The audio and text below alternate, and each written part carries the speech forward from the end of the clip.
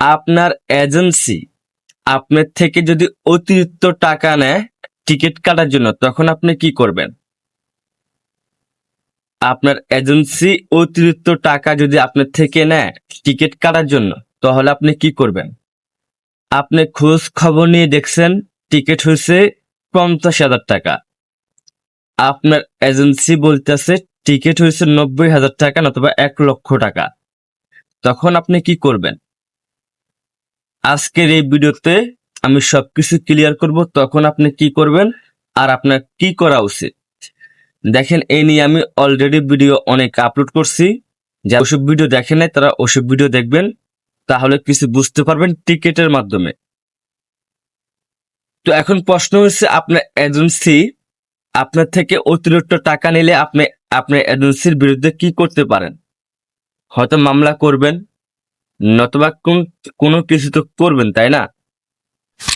দেখেন, আমরা অনেক কষ্টের পর তাকামুল সার্টিফিকেট পাইলাম, তারপরে ভিসা পাইলাম, তারপরে অনেক কষ্টের পর অনেক ঝামেলার পর ম্যান পাওয়ার কার্ড হাতে পাইলাম, মানে বিএমএটি ম্যান পাওয়ার কার্ড।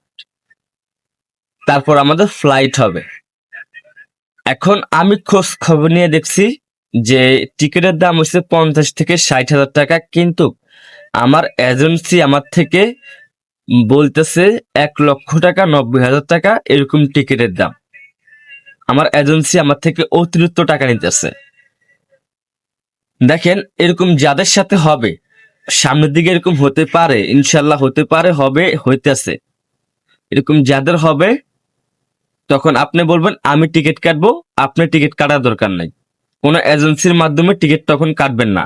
যাদের এজেন্সি অতিরিক্ত টাকা নেবে ওনার আন্ডারে কোনো টিকিট কাটবেন না, নিজের টিকিট নিজে কাটবেন, তাহলে আপনার অনেকগুলো টাকা বাঁচবে।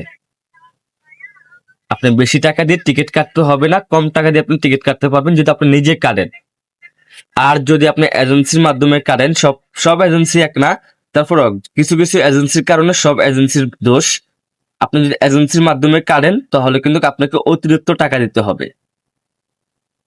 তাই অবশ্যই টিকিট কাটার আগে যাচাই বাছাই করবেন, টিকিটের দাম কত, কি বা মানে কেমনে সবকিছু যাচাই বাছাই করবেন, তাহলে আপনার টাকাগুলো অনেক বাঁচবে। আর এজেন্সির মাধ্যমে কাটলেও এজেন্সিকে বলবেন যে অমুক জায়গায় এত টাকা, তো আপনি এত টাকা বলতেছেন কেন, তাহলে আমি আপনার বিরুদ্ধে আইনগত ব্যবস্থা নিব, এরকম একটা ডরের কথা বলবেন। দেখবেন এজেন্সি ভয় পাবে, তখন আপনার টিকিট সুন্দর করে কেটে দিবে, অত বেশি টাকা লাগবে না তখন। অবশ্যই বুঝতে পারছেন বন্ধুরা? কিছু না বুঝতে পারলে অবশ্যই ভিডিওর কমেন্টে আমাকে কমেন্ট করবেন, আমি আপনাদেরকে রিপ্লাই দেওয়ার চেষ্টা করবো। আর হ্যাঁ, আপনি আমার চ্যানেলে নতুন দর্শক হয়ে থাকলে অবশ্যই আমার চ্যানেলটা সাবস্ক্রাইব করে রাখবেন। আমরা কিন্তু প্রবাসীদের আপডেট খবর সবার আগে দেওয়ার চেষ্টা করি।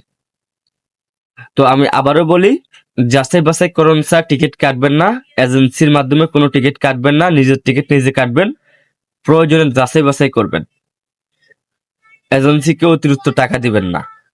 অবশ্যই বুঝতে পারছেন। ভিডিওটা ভালো লাগলে শেয়ার করে দিবেন, অন্যকে দেখার সুযোগ করে দিবেন। আজকের মতন এই পর্যন্ত, পরবর্তীতে কোনো ভিডিওতে দেখা হবে নতুন একটা আপডেট খবর নিয়ে। তো সবাই ভালো থাকবেন, সুস্থ থাকবেন, আল্লাহ হাফেজ।